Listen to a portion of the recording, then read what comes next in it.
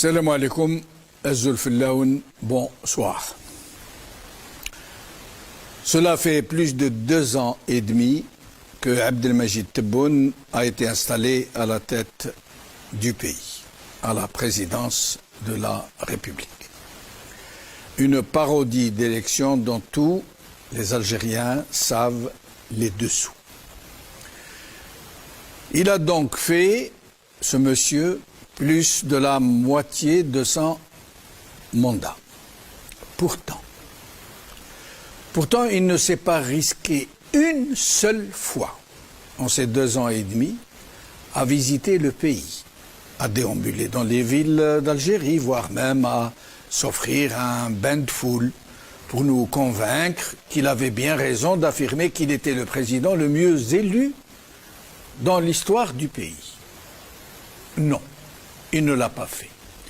Pas une seule fois. Même quand sa présence au milieu des Algériens était plus qu'impérative.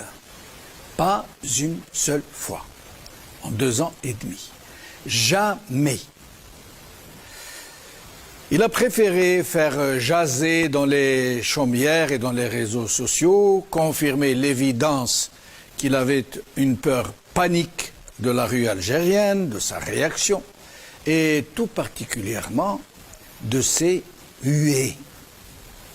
Rappelez-vous ce slogan du Hirak qui a été clamé aux 4 coins de l'Algérie. Tebboune Mzawar Jabouh al-Askar. Traduction, Tebboune est le fruit de la fraude, il a été imposé par les militaires. Oui, il ne s'est jamais risqué à s'offrir un bain de foule parce qu'il connaît son impopularité. Et il sait aussi très pertinemment qu'il ne peut pas se permettre d'être plus fragilisé qu'il ne l'est déjà, tout particulièrement à l'international.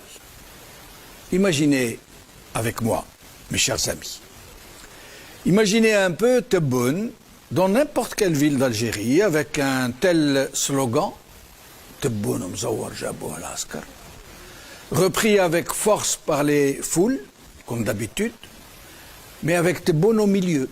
Imaginez. Imaginez qu'une telle scène puisse être relayée à l'international par toutes les chaînes du monde.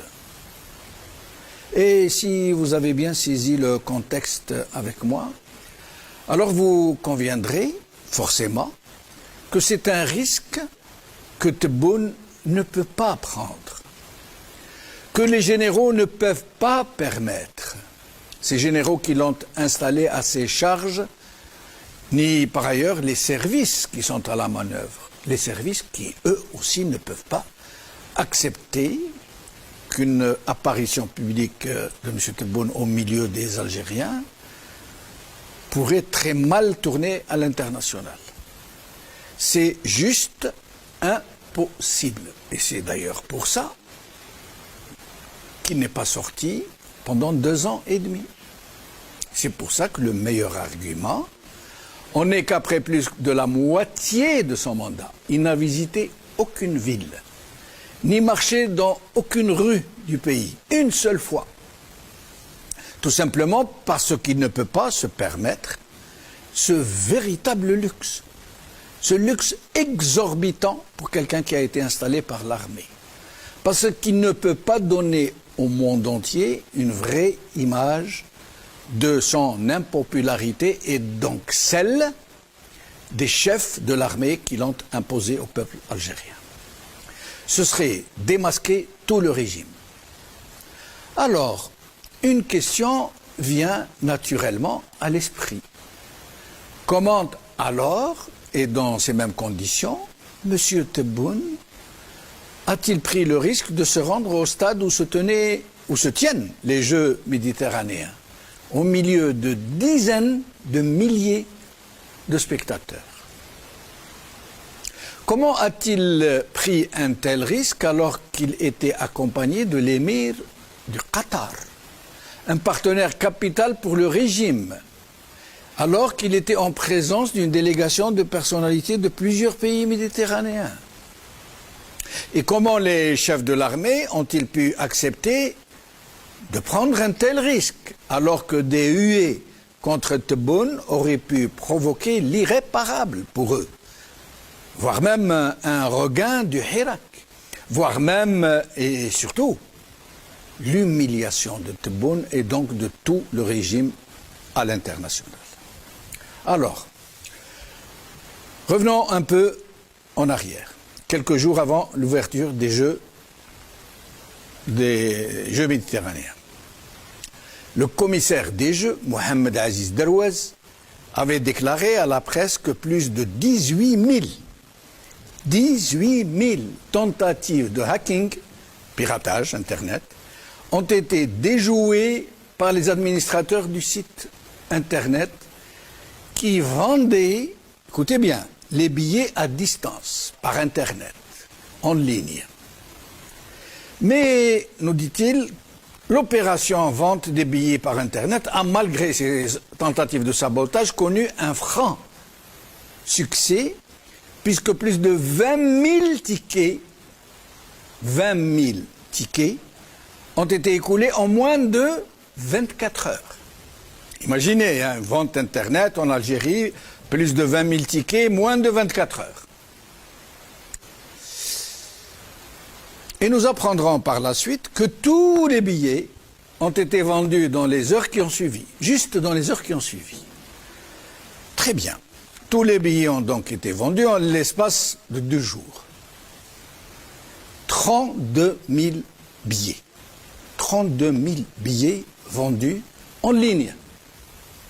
Alors, la première question, comment une telle opération, une vente en ligne, a-t-elle pu être possible avec un tel succès sans aucun couac et malgré le piratage dans un pays où le débit Internet est l'un des plus faibles au monde, où ce genre de transaction, de vente en ligne, est quasiment inexistant, quasiment impossible à ce niveau-là, 32 000 tickets en quelques heures, en moins de 2 jours.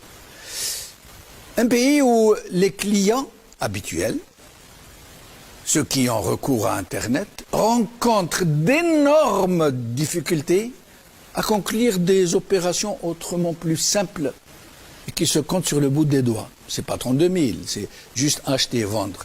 C'est d'énormes problèmes.